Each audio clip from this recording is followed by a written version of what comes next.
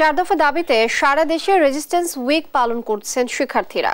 আরো জানাতে ময়মনসিংহ থেকে যুক্ত হচ্ছেন সহকর্মী ইলিয়াস আহমেদ। ইলিয়াস, আপনি নিশ্চয়ই শুনছেন আজকে কি কি কর্মসূচি পালন করছেন ছাত্ররা, সবকিছু মিলিয়ে বলবেন।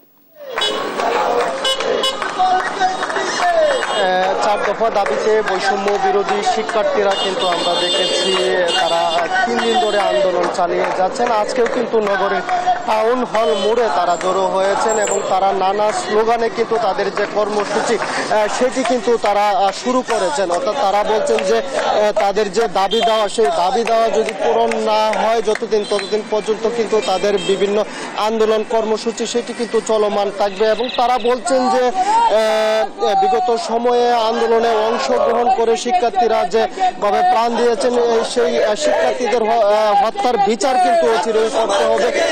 এছাড়া প্রশাসন এবং বিচার বিভাগে যারা এতদিন জিম্মি করে রেখেছিল সেটিকে স্বাধীন করতে হবে। বিশেষ করে তারা সেই দাবিতেই কিন্তু অনড় এবং যারা শিক্ষার্থীদের উস্কানি দিয়ে বিভিন্ন সময় নানা অপরাধ কর্মকাণ্ড করেছে তাদেরকে কিন্তু বিচারের আওতায় আনার দাবি কিন্তু এখানকার বৈষম্য বিরোধী শিক্ষার্থীরা জানিয়েছেন। এবং আমরা জানি যে এই নগরীর টাউন হল মোড় থেকেই কিন্তু বৈষম্য বিরোধী সাধারণ শিক্ষার্থী যারা আছেন তারা কিন্তু কোটা সংস্কার আন্দোলন শুরু করেছেন এবং এই মূর্তিতেই তারা গত 3 দিন ধরে তাদের যে কর্মসূচি চার দফা দাবিতে সেই কর্মসূচি কিন্তু তারা পালন করছেন।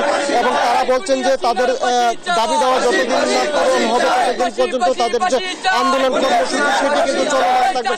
এই যে আপনাদের আসলে দাবিগুলো আমাদের আজকে আমরা দাঁড়িয়েছি সেটা হচ্ছে আমাদের চার দফা দাবি।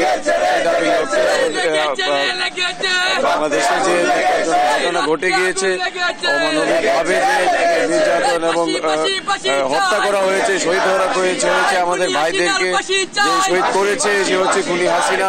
তার আমরা সাবেক যে প্রধানমন্ত্রী শেখ হাসিনা ওনার ফাঁসির দাবিতে আজকে আমাদের আরো 3টি দাবি রয়েছে। বাংলাদেশে এই কর্মসূচি পালন করা হচ্ছে।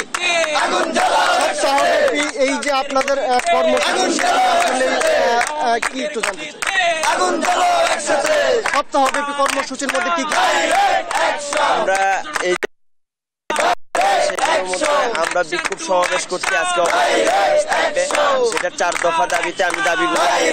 1 নম্বর দাবি হচ্ছে ফ্যাসিস্ট কাঠামোকে ব্যবহার করে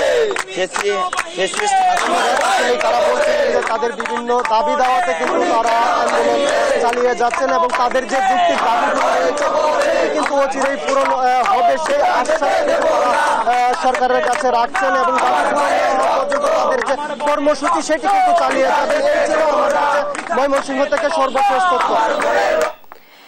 ইলিয়াস, অসংখ্য ধন্যবাদ আপনাকে। দর্শক, চার দফা দাবিতে সারা দেশে রেজিস্ট্যান্স উইক পালন করছেন শিক্ষার্থীরা। এই বিষয়ে বিস্তারিত জানাচ্ছিলেন সহকর্মী ইলিয়াস।